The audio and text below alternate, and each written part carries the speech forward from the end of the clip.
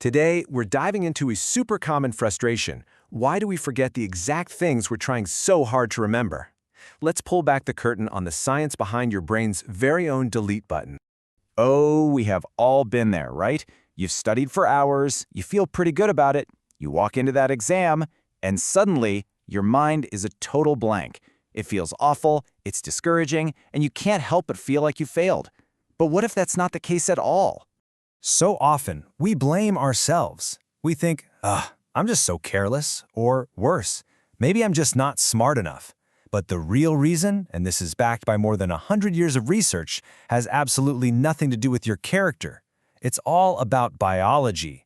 It's literally how our brains are built.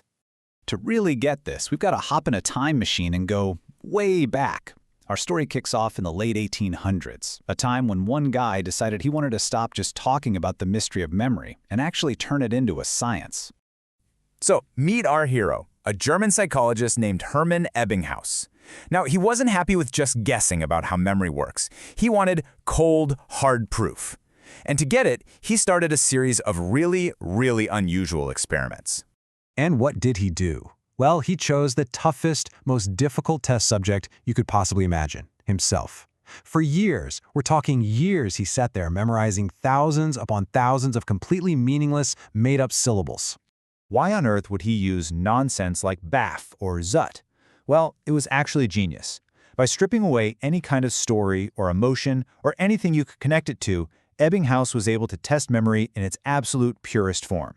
He wasn't testing if he could remember a cool story, he was testing the raw mechanics of the brain itself. And through all of this incredibly tedious work, what he found was huge. It wasn't just a personal quirk. It was a shocking, predictable, and totally universal truth about how every single human brain works. He had discovered something he called the forgetting curve. Okay, let's look at the numbers, because they are wild. Ebbinghaus discovered that within just 20 minutes of learning something new, we've already forgotten nearly 40% of it. 20 minutes! Just wait an hour, and it gets even crazier. After only 60 minutes, more than half of that brand new information is just vanished. And by the next day, if you do absolutely nothing to revisit what you learned, almost 70% of it is gone. Poof! This incredibly steep drop, that's the forgetting curve in action. So, let's be super clear about what this is. The forgetting curve is this natural, predictable nosedive our memory takes over time, but only if we don't make any effort to hold on to the info.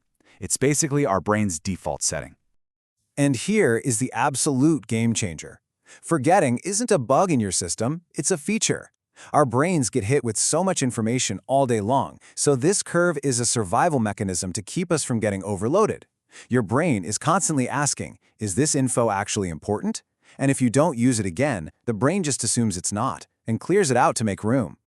Okay, so that all sounds kind of bleak, right? But here's the good news. The great news, actually. Ebbinghaus didn't just find the problem. His research also gave us a super powerful, elegant solution, a way to fight back and tell our brains what's actually important. He called it the spacing effect, and the idea is so simple, but it is incredibly profound. We learn way more effectively when we space out our learning over time instead of trying to cram it all in at once.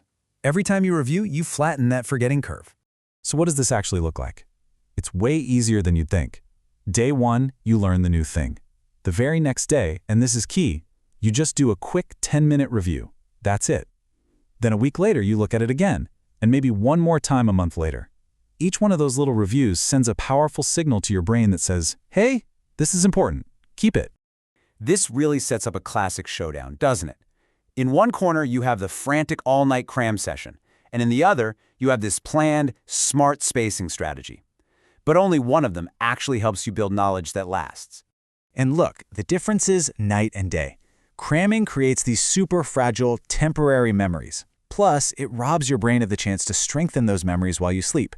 But smart spacing, that works with your brain's biology. It builds strong connections over time and basically tells your brain, yeah, this is a keeper, file this under long term. And you know what? This isn't just on students to figure out for themselves. The entire education system can get in on this. Schools can build these review cycles right into their lesson plans, use weekly reviews that bring back old topics, and use little quizzes as learning tools, not just scary tests. And maybe most importantly, we can just teach students how their own brains work. When you put all this together, it just leads to this huge, powerful shift in how you think about what learning and memory even are. And this might be the most important thing to take away from all of this. The next time you see a student who's struggling to remember something, know that they're not being careless. They're not being lazy. A student who forgets is being normal. Their brain is doing exactly what it evolved to do. It really all boils down to this one powerful idea. Success in learning isn't some talent you're born with. It's a skill. It's all about timing your reviews to work with your brain's natural rhythm instead of fighting against it. So I'll just leave you with this thought. The next time you feel that important piece of information starting to slip away, are you going to just try to study harder? Or are you going to trust the science and decide to study smarter